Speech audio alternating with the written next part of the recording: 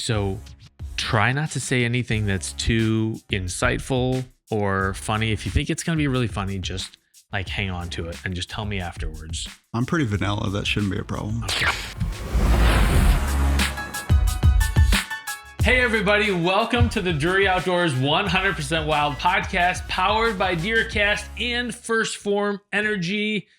Well, you guys already know who I am. Tim Chelsevic. And if you don't, you stinker. By the end of this show, you will. Okay. That's a callback. I lost a reference to. Well, so let me introduce my special flow right out of the gate. Yeah, most people do. Yeah. Don't take it personally. Yeah. So the co-host this week is my buddy Brandon Moore. He's sitting in the big boy chair. That's right. That. Trying to fill it well. This is a good sturdy chair, man. Yeah, these buddy. They're nice. Yeah. Someday I aspire to hunt out of one of these. Yeah. I don't. It's got a little squeak on the. But that's probably left over from Matt wearing it out over here. He's rocking back and forth. Yeah. Matt is out on assignment this week, and so it's Brandon and I. And Brandon and I are going to cover like it's going to be another BS episode essentially. Totally. But. So just a little bit of background on Brandon so people know who we're talking to. Yep. You and I have been buddies for a couple years now. It's my third summer here in St. Louis. That's crazy. So you came from Illinois. Couple years there. Prior to that. A decade in Montana.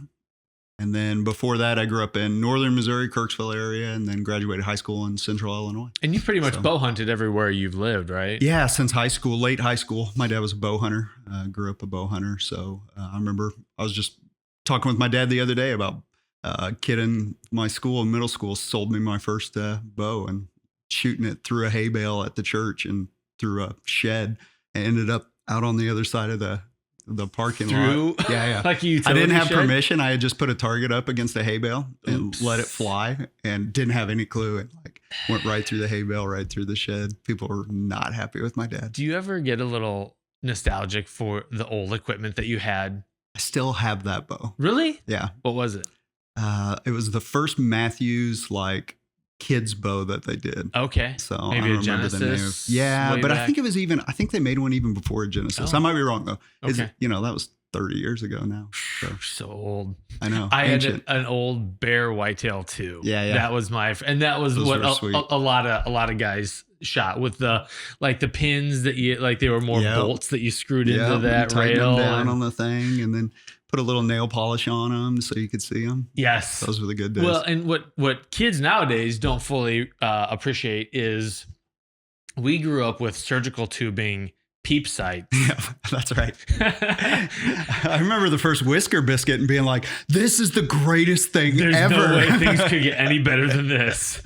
Yeah, well, and if you lived through the surgical tubing peep sight aligners, oh yeah, you at some point you got dinged in the eye from those things breaking because they eventually they dry rotted or they just pulled off or whatever. So thank God for technology on that front. That's right. But then some of the other characteristics of that, because I grew up shooting in the 80s and early 90s. That was when I first got into archery. But the really big string silencers that would look like a what were those called? Spider something, right?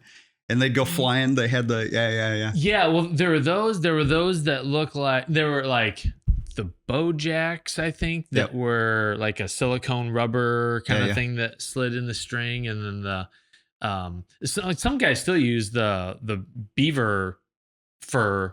For that's kind of on their trad bows. Oh yeah, on the trad bows. That's kind of having a revival again as everybody's trying to do it themselves, trying to get back stuff again. Well, and that's so cool stuff. You're younger than I am, and I promise this show is not going to be all anachronistic references to old archery. I don't know. I'm pretty old and anachronistic as it is. I'm pretty outdated. Shooting fingers. Oh yeah, it's come back too.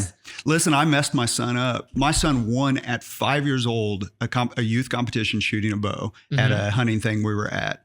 And he was just finger shooting and he shot all the time. And last year I put him in with a full release and he couldn't hit anything. Really? And almost instantly, I mean, after a few weeks, he was starting to dial it in. But he went from hunting lizards, he shot multiple lizards with his bow. Lizards. He's like a little Tim Wells. It was incredible. And then I gave him the release and gave him the whole thing and got him set up with the, all the peep and everything. And he just instantly was like lost. And I was like, oh man, in 20 years, you're going to be real mad at me.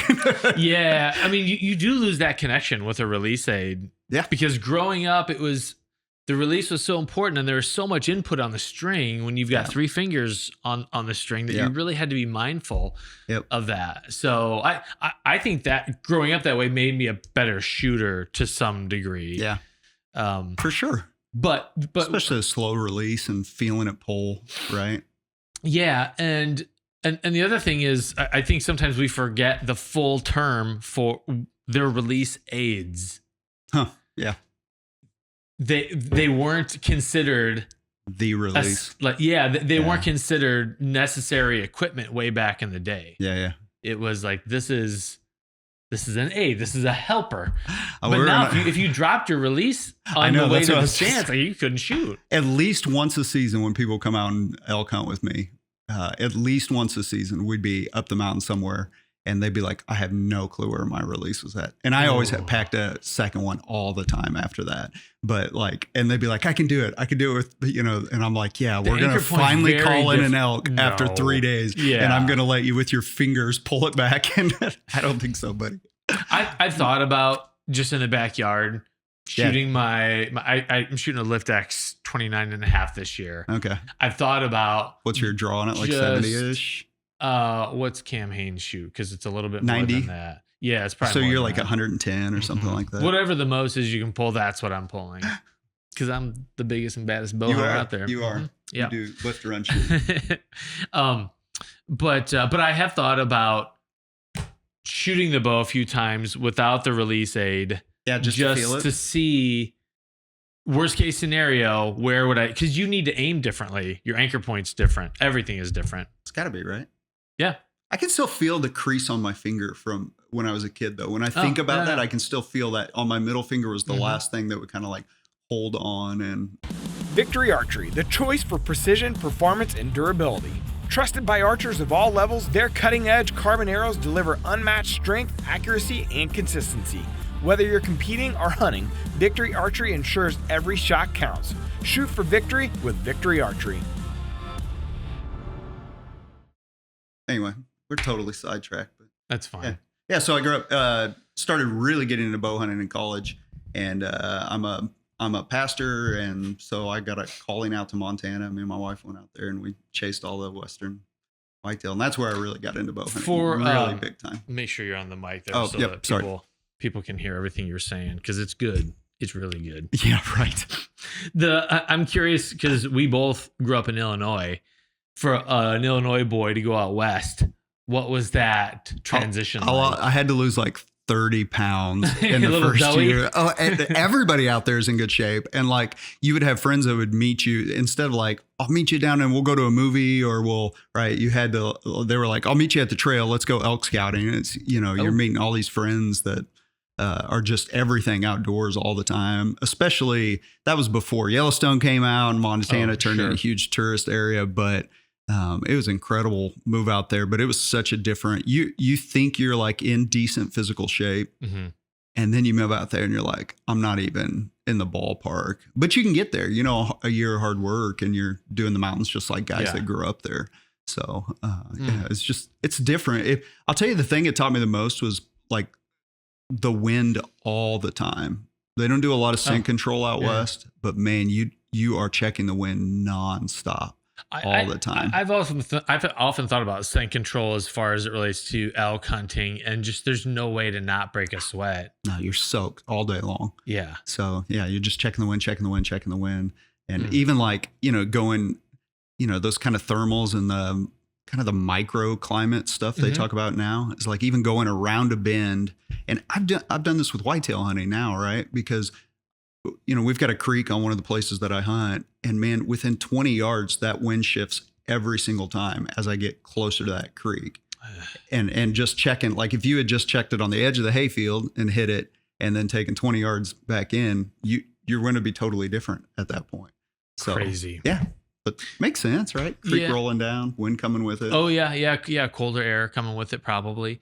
So you were out last summer late summer guiding, right? Yeah, For September. elk. So yeah. Tell us my about brother, my baby brother, my little brother. That's such a weird story. Yeah, I got 2 younger brothers that are both big boys. They're 6'2" and 6'3". And my one brother, he followed us out to Montana and married a local girl. Mm-hmm. And so he lives on a ranch out there. It's pretty awesome, but he hasn't gotten his first bull elk yet. And so we went out. His wife's uncle has a ranch out there, and so we got permission to hunt on there. And it was terrible. I was out the last week of September, and it was in the 80s every day. Ugh. There was an east wind every day. It was just like a very light, just brutal. And we would driving out, the cows would all just be laying down out in the fields. And I'm like, this is going to be terrible. One morning, we finally get this bull fired up. And so the ranch set there's a conservation area next to it that you couldn't hunt on. Those private owned conservation area. Mm-hmm. And they would kind of like run this big river bottom back and forth through there. And then we'd try and call them up off of there onto our place. Okay. And so we're all set up, and I get this bull fired up. I mean, finally that was day 3 or 4, and finally fired up. And I mean, he's just ripping back and forth. So I get my brother set up, and I do the classic, like I start moving backwards. Okay. And I'm breaking branches. I'm stomping on stuff, just making as much noise as I can. And sure enough, this big, nice 7x6 bull comes out, and he's like 40 yards from the fence. And I mean, bugling every time I make any little sound, and I'm like, it's on. And I can see my brother up ahead, and he's behind the branches. He's like behind this, but he's got a great shooting lane. I'm like, this bull is dead, or he's going to miss it. Right. And it finally, like it's coming right towards us. And I see him start to shake a little bit. I'm like, this is awesome. And then it bugles, turns around again. I'm like, what the heck? And then it lays down. It went from bugling, screaming, saliva coming out, lays down. And I'm like, what's going on? I'm like, did he shoot it? I thought, oh, he shot it and I didn't see it or something, right? Yeah. And like, but it hasn't crossed his fence, and it has to cross his fence before we can, hunt him. And I'm like, what in the world? And then he lays his nose down. And I'm like, you've got to be kidding me. And about 2 minutes later, his eyelids close and he falls asleep right in front of us for the next, I've got video for the next like 30 minutes. How far he lays over there the fence? sound as, I mean, I could throw a rock and hit him. Jeez. We had talked about like literally throwing rocks to see if we could like spook him. But I think he had his cows like, probably a few hundred yards back in the woods. Okay. And he knew how far he could go to. Yeah. But I've never had one. I mean, he was screaming at us. And then just laid down. That's like a toddler, 100 miles an hour, and then boom, they're done. Conked out on the couch. And it was funny because it looked just like a dog. Like, how a dog like turns circles? Yeah. He like bed turned, down like kind of scratched around a little bit and then just laid down and fell asleep. This big old bull. I snuck back up to my brother. He's like, what do I do? And I was like, this just is sit weird. here. I don't know. And then, he laid there, a long time, half an hour probably. And then he got up and bugled once. Not very hot. Bugled once and went right back into the woods. So practically, ethics, legalities aside, you guys could have walked up to that sound asleep and shot him. I know. We were dying all night, and there's nobody. I mean, it was an ethical. No one would. It was like that moment where we both were like, okay, I hope someday we're good men, because we made this choice in a moment where we probably, I don't know. I mean, nobody would ever know, Well, and to me, that brings up this dimension of hunters that I don't know that we get enough credit for necessarily. Yeah. And that is that we are following rules when there is literally no one else around to know whether or not we did.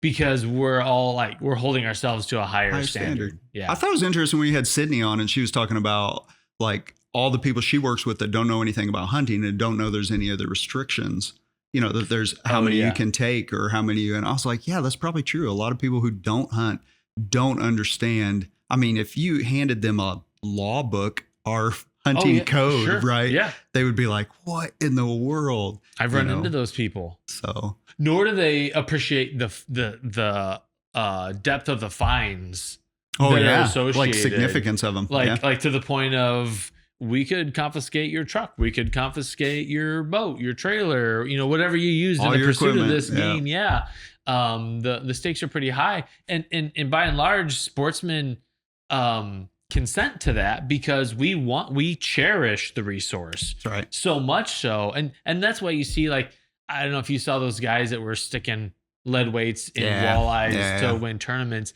and you saw just this like just deep-seated anger. Yeah, people were furious with it, right? Yeah, and what's driving that in my mind is our deep love and passion for these animals that we're chasing.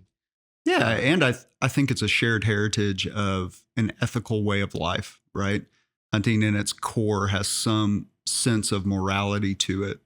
Mm-hmm. And I know, at least for me, raising kids, I know you're this way too, because we've talked about it, but like one of the things I want my kids to take away from their life in hunting is moral principles about our relationship to creation and how we interact with creation and care for it, with deeply embedded, right, morality to it. So yeah. So talk a little bit about that, because we touched on it a little bit at the outset of the show, but your full-time gig is you're a senior pastor. Yeah. Have been doing the preaching gig for 15 years or so now. And so I love maybe my favorite part about preaching is that when everybody else is hunting on Saturdays and Sundays, I'm hunting on Thursdays and Fridays. So it opens up. Yeah, that is a nice opens perk. up my schedule a little bit better than other people. I think I've been wrestling with that question a lot. Like a few years ago, we're ministering in a community where hunting wasn't as accepted in Central Illinois. We were in Springfield. And I had a lot of people be like, how can you believe in God and be a hunter? And so I started really trying to wrestle with like the taking of an animal's life and the ethics behind that. Mm-hmm. And I think there's a lot of significance to that. I don't know how far down that chute you want me to go or talk about, but like there's a life. It's interesting in the biblical mandate that you don't get the first permission to eat of animal until human life has been given in sacrifice for the world. Right, yeah. So it's a post-flood. So like in the biblical narrative, the flood comes because humans have gotten so wicked that the ground won't even contain them anymore. So God wipes them out except for a few. And then because their life has been spilled, their blood has been spilled, now humans who then offer animals, one of the few living animals as sacrifice, then are given permission to eat of the animals.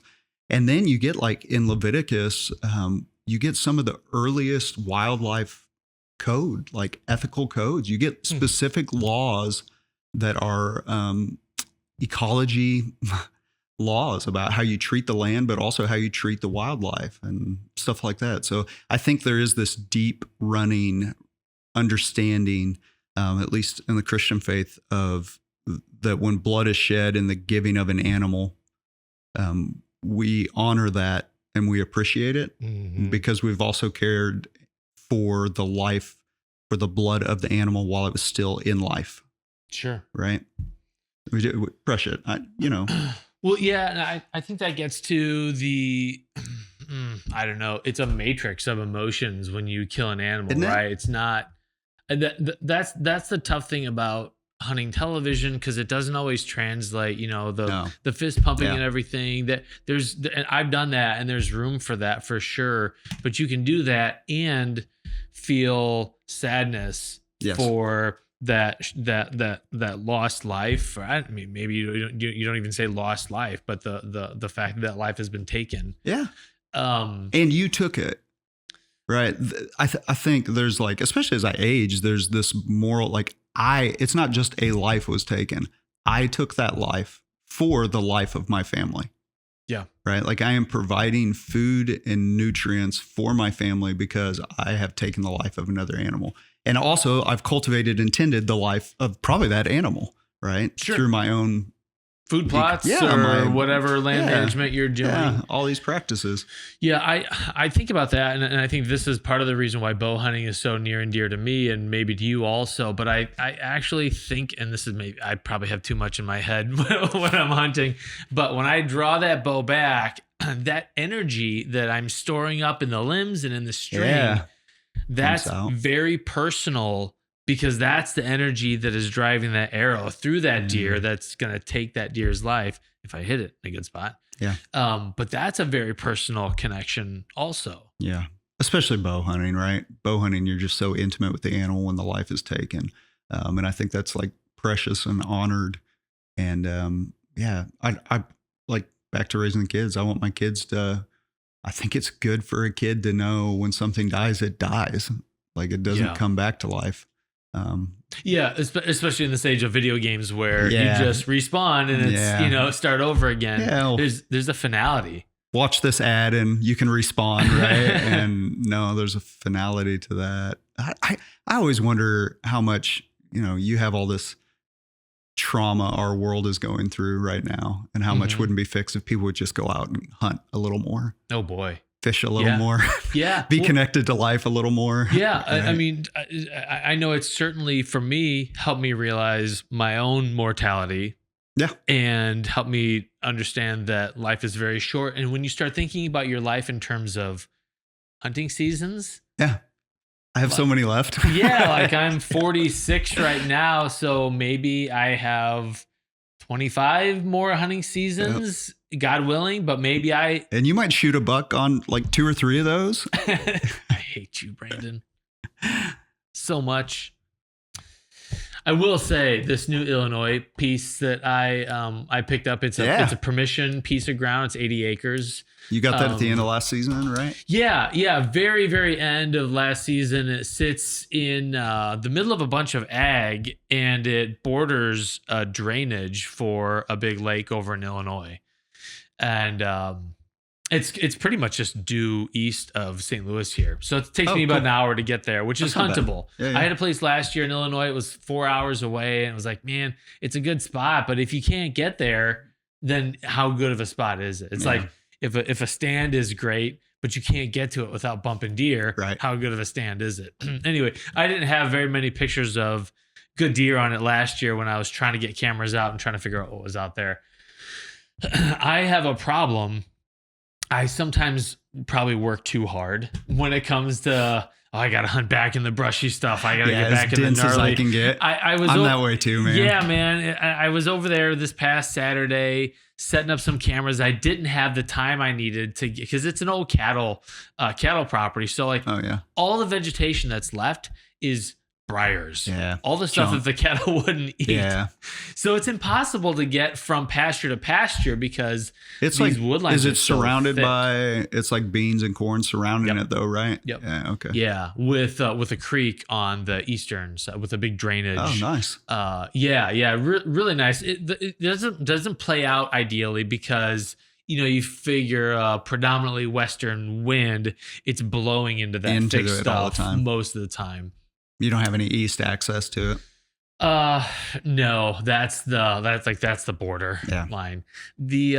So I set up a few cameras on Saturday. Didn't have enough time to set up everything I wanted to, but I set up a revolver and that's our 360 camera from Stealth Cam. I set it up on a fence line at this kind of spot where 3 different pastures meet up. Yeah. And sure enough, the next day I check it and I've got a bachelor group of bucks on there. Boom. And most of them are 3 years old, but there's one 4-year-old in there that's really good. Now, given I saw like maybe 2 bucks, young bucks last year on camera, that last month I had to figure it out. But there they were at the convergence of these pastures where it would be, I could drive my truck up to the tree, throw up a muddy Viking and like be in good shape. Now there's nothing saying they're still going to be there on October 1st. Yeah, that's because the big boy's back in the woods, right? Like he's that's kind of what so I've been looking at on DeerCast maps and pulling up and kind of going through and seeing where I could access it differently. But to me, it was a reminder that sometimes I get in my own head and try too hard, push too hard for things as a bow hunter. And Oh, sometimes dude, you don't have to do that. I blow stuff out all the time because I'm like, oh man, if I just go 20 yards further, that would be the spot right there. But some of us just have that spirit, right? That adventurous, like, go explore it kind of spirit. So. Or you built up this mental narrative in your head that you see the big buck coming out of the thick, scraggly stuff. You don't see him just walking out in the pasture like the cattle would have been. Like, it's just, you just kind of build these narratives up in your head. That's not always the way things play out. So it opens October, right? October 1st. I think for in bow. Illinois. Yeah. You get a few. It depends on when they pull crops around there too. That was the biggest thing hunting in Illinois. It's so crop dependent. Like everything just changes as soon as they start cutting corn and beans. I think that will benefit me on this property. Push them into it. Because there are some big oaks and there's clover mixed in with the grasses in the pastures. Nice.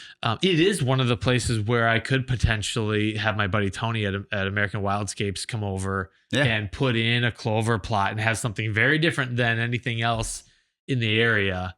Yeah, that'd pull them in, especially winter later. Oh yeah, for sure. And the first year with the clover plot, it is what it is. But the problem with my other clover plots and some of the places that I hunt in the timber that you've seen most of them is that I'll get a decent growth of clover going early season, but then the trees are killers, man. Brutal. They drop those leaves. It's like they want to carpet bomb everything around them, so there's no competition, and they just kill off. Unless I get in there with a leaf blower or a rake. My uncle for 20 years, gas-powered leaf blower. He's a primarily rifle hunter. So every year goes in, the weekend before opening rifle, blows off all the trails, blows off all of his sitting spots, all the, he does well on it. He's done it for years and years and years. Yeah. And that level of attention to detail for access is awesome. And the deer like it. I mean, it's quiet. They use them almost immediately after he blows them off. Oh, I bet. Yeah. Because it's quiet and they're not crunching and they like that too. So, Yeah. How about you? You got any cameras out yet? I put the first ones out last weekend at the new farm, or at our family farm. Okay. It's new in a bad way. My uncle that has cared for it and maintained it for many years passed away this last year.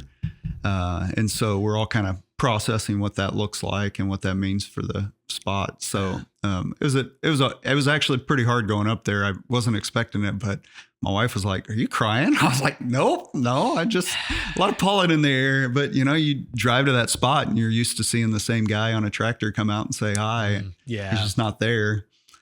So I put a couple up there. Nothing pictures too much yet. Okay. It's a ridge.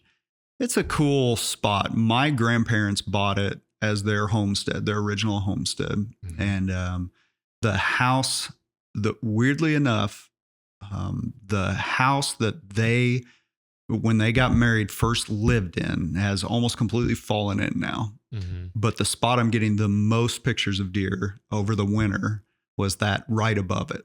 Oh. And so part of me kind of, just for the nostalgia, especially this year with my uncle passing away, of like, climbing up in the saddle right above where their house is at. Oh, yeah. Wouldn't that be cool? And just hunting.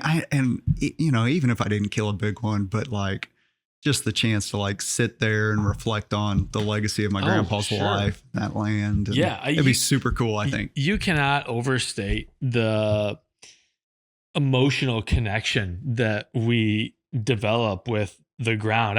I think about that bourbon piece that I hunted that for probably 10 plus years. I think of it like a long lost love that I just like I can drive past on 44 and see all the time. Just wave, and she was so pretty, Tim. Right, she was. But she didn't love you as much as you loved her. No, she didn't. It was tough to kill a deer off that price. It was better for turkeys than it was for deer. But man, when you spend so much time and you intimately know the ground, it becomes like a very close friend. Yeah. It's tough, and then it's tough when things change.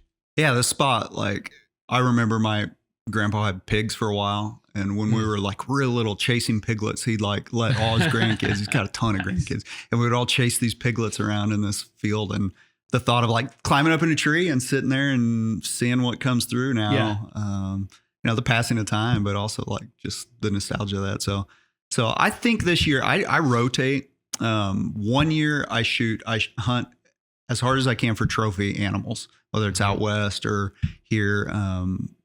And then the next year I shoot animals. So, sure. Yeah. Like if it's a mature deer and it comes through, it's getting an arrow, and I'm on this year is fill the freezer and kill a lot of stuff. So, yeah. Yeah. And so that kind of brings up something. This past week, I went and did there was a panel discussion regarding chronic wasting disease. So it was coordinated by Driftwood Outdoors. That's Brandon Butler and Shag. Yeah, listen to their stuff. They're good. Podcast. And then the Conservation Federation of Missouri and the Missouri Department of Conservation and the National Deer Association. So Kip Adams was there. Oh, wow. Jason Sumners was there. Doug Duran, who's a landowner in Wisconsin, who was kind of telling the cautionary tale of what's happened in Wisconsin with CWD. And there's a lot of emotion and not a whole lot of facts when it comes to the online conversation about that. And some states have done better than others in terms of managing it. But the overall, and Matt and I will probably have the guys from MDC on at some point. You guys did that last year, a couple years ago? I think it's been a couple of years now. Yeah, that was great. I love that conversation. But my thing has always been like, I'm open to looking at the data. I'm open to seeing where that goes. I don't have a dog in the fight. Obviously, I'm kind of parochial about my deer hunting. I don't want anyone to screw up with my deer hunting, but then you also have to think generationally. Like you have kids that will probably hunt as adults. And so you want to think about their opportunities. And I was talking with Grant Woods yesterday, who's very dialed into the deer hunting populations. And he said, Tim, we are on the backside of the good old days for whitetail hunting. Yeah.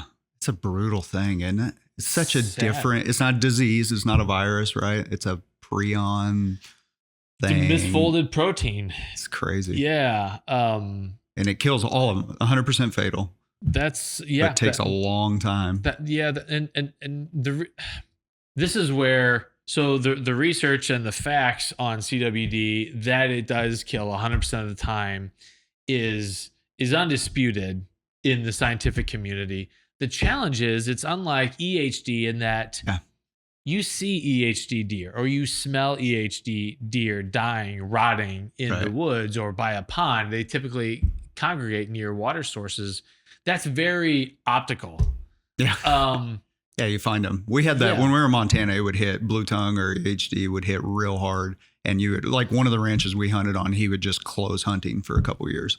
So and that's tough. And I know, like, as we're getting into, so it's August now, later into August and early into September, or really until that first hard freeze hits, we're all kind of holding our breath. Yeah, making sure. Especially with the good bucks we have on camera, we're really hoping that they make it through. It's a tough time of year for them. CWD. And I didn't realize this until Grant told me, but he said other scavengers, other animals will consume a CWD deer. Right. Whether they're alive and in a weakened state and just compromised, and so they're more likely to be prey, or they just die and their carcass is there. Other animals will eat it. He said that scavengers will not mess with an EHD deer. So that's interesting. So when people are like, well, where are all the CWD dead deer at? I don't ever see them. Well, it can take like 12 to 18 months for that prion to build up in sufficient quantities to take the deer out.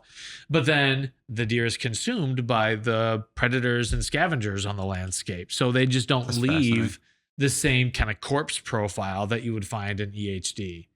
Yeah, because it's not usually the CWD that even kills them, right? Like it's something else, like freeze to death over the winter, or they catch pneumonia, or like they become more susceptible to other stuff that then actually is what wipes them out. They're definitely in a weakened state, but I'm not sure. I'm not sure on that. I went and listened to. They had in Missouri. They had the whitetail.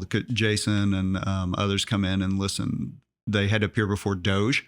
and do a report back in April. And I was listening to that yesterday. It was fascinating. I highly recommend anybody that's like in the conversation to go listen to that, because they asked some really tough questions of them, and they did a really good job answering them, I thought. So there's a reason that people call it the Missouri model for conservation. Yeah, man, there's times to be proud. Yeah. And that doesn't mean that you write them a blank check and just say, whatever you guys want to do. Like, you want to maintain that level of accountability there. But on the whole, Missouri has done more to manage our population in responsible ways. But a lot of states, like, there's a lot of politics involved in their DNRs. And MDC manages our wildlife populations, not the DNR. So we're more on the apolitical side, which is good. It's huge for this kind of stuff, right? Like, it doesn't have to be a political conversation. Right. Like, how do we manage this so that my kids still get to hunt, and your kids, and our grandkids get to hunt? I think sometimes too, we just like, they're a little bit of a boom and bust animal too. Don't you think? Whitetails? Yeah. I just, same with turkeys. Like, you go through these cycles, and but it seems to me all these other states are getting whacked with the CWD, and we've had our 2012 was the first case or something like that. Yeah. So, and they've been testing since the 2000s, but even herd's ability to rebound is dependent on where they are. Like these Ozark bucks that are living on these hard scrabble ridges and acorns and persimmons, they don't bounce back as quickly as maybe an Iowa herd might, where there's a lot of ag and a lot of resources on the land. So that's the other thing with deer management, is it's hyper local. We know that with hunting. We know that with just management in general. So what's good for Iowa, Illinois, Wisconsin may be different for what's good here in Missouri. But we'll definitely have we'll kind of keep the conversation going. I'll give you some questions to ask when it comes in. Yeah. Or please, other people should. If you're watching, you should post questions for when they come in, because I know there's some hard questions people have with CWD. I tell you what. So folks in the Rack Pack, submit your questions, because we'll probably have. I was talking with Jason Sumners, who is the director of the Department of Conservation. Submit your questions on CWD, and when we have those guys in, we'll make sure that we rip through those, and everyone has a chance to kind of get their perspective out there. Awesome. Yeah, sounds great, man. Yep. My buddy, we have a would you rather here in a second here, but my buddy sent me a picture of a monster buck. Oh, really? Yeah, and he's like, I'm not telling where this is, but this is a suburban deer. Shut up. It's like a 19 point. I stopped counting. He's got a bunch of junk at his base just a mass, and just a really great deer. I'm not telling. Well, I pulled up the metadata on this deer, and I got chapter and verse. I mean, I got GPS coordinates, all the stuff, and I sent him a screenshot of the map with the waypoint on it, and I just said, "Your secret's safe with me." And he's like, "How did you get that?" I hate you. You have to be very careful. I mean, even some of the trail cam pictures, because all the new stealth cam cameras are GPS enabled. Hey, if you screenshot it instead of downloading the picture, that's the way to do it, right? That's the workaround. Two things you can do. You can screenshot your pictures. That's what I try and do. Yep. On iOS, I don't know about Android. On iOS, you can go in and you can adjust. You can do that on the metadata. Yeah. Okay. Yep. So just for fun, or if you have jackass friends that would do something. If I send you one, I'm definitely adjusting the metadata. Smart. Yeah. So this guy was like, I'm not going to send Tim any more pictures, because you made your own bet on that one. You should have just slow played him and like, I don't know. I got on the neighbors. Is this where you saw that buck? Oh, buddy, I didn't even know. Start poking around that neck of the woods. Yeah. I've had some fun trail cam experiences. Oh, I was just talking to, who was I talking? I was talking to someone here recently about your behind the house, because that was on your old property, right? Yeah. We put an old, like a card cam behind the house, behind the garage, when we lived south of St. Louis, and we pulled the card. The kids are super excited to see what was on it. Christmas morning, here we go. Yeah, it was exciting. And so my wife even like gathered around, and we're all as a family scrolling through the pictures. And all of a sudden, there is a how do I explain using kind words? There is a inappropriately dressed, rather large woman who is not kept well, carrying a Walmart bag full of something. You can only see her from the neck down. So I had no facial pictures. There was no like undergarments that women might wear were not involved in this picture at all. It was just a cutoff t-shirt. So it's the old Ron White rolling back up. I mean, it was like 10 pounds of sausage in a 5-pound casing. Anyway, so I'm like, oh no. But it's like, we're behind a farm. Like there's no other houses around. It's our house and then a big gap, like 40, 50 acres before the next house. No reason for someone to be back there. There's no reason for someone to be back there. And at that moment, my wife, who kind of works with law enforcement stuff, she's like, there's an ankle bracelet on that woman.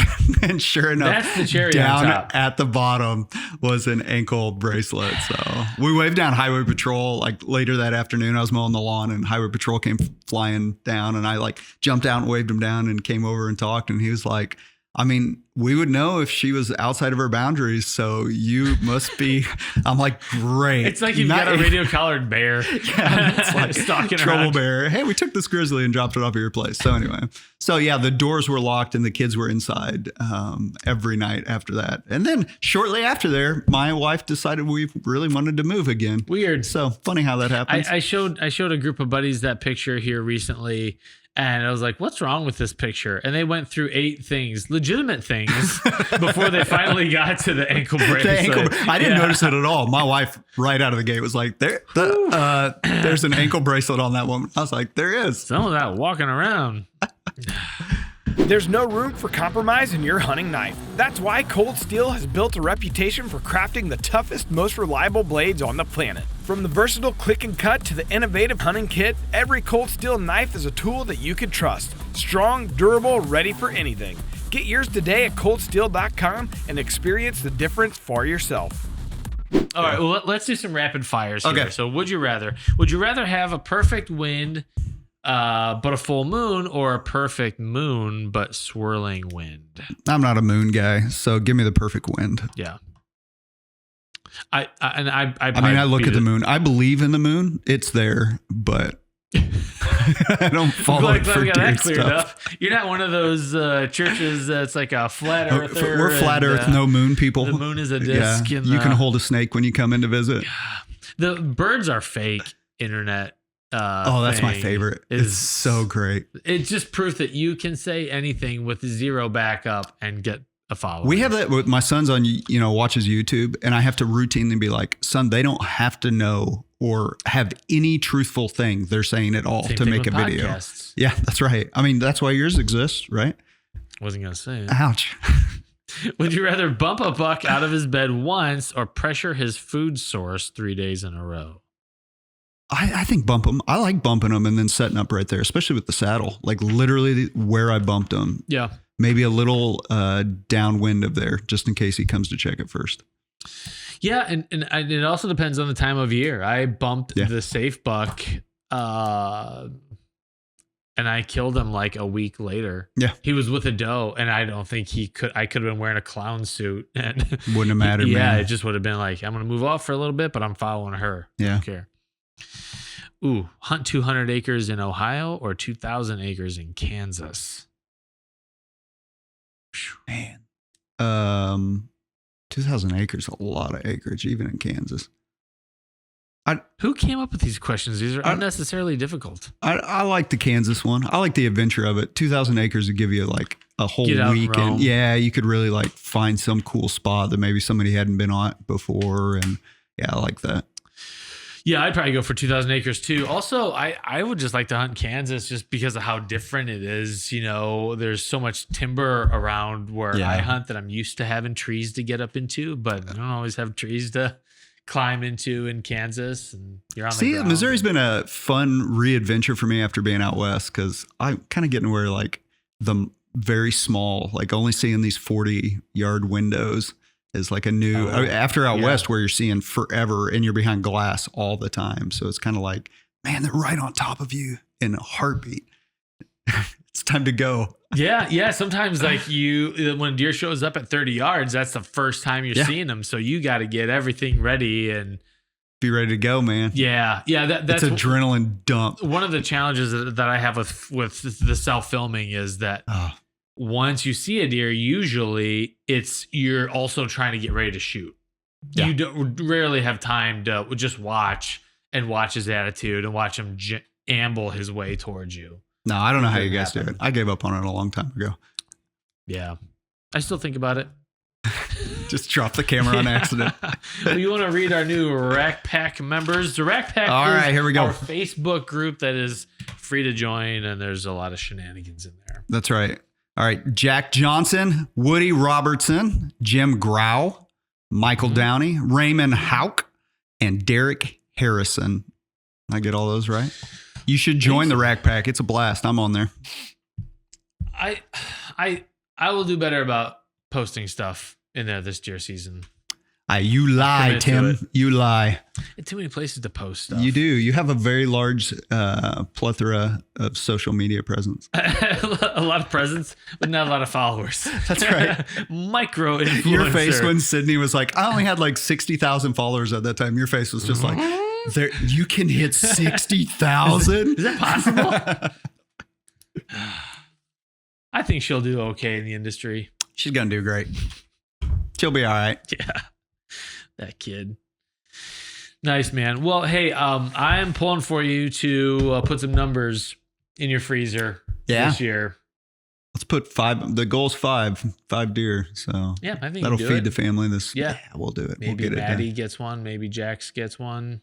Yeah, hopefully they're first for both of them. My son missed Spike last year, so but we're set up going down to Arkansas to visit the in-laws in October for a deer and fishing trip, and it'll be a blast. I'm rooting for you. New Illinois spot. You hold out, pass on. Yeah. Got some good deer showing up on camera here in Missouri too, which is nice. And I always know that.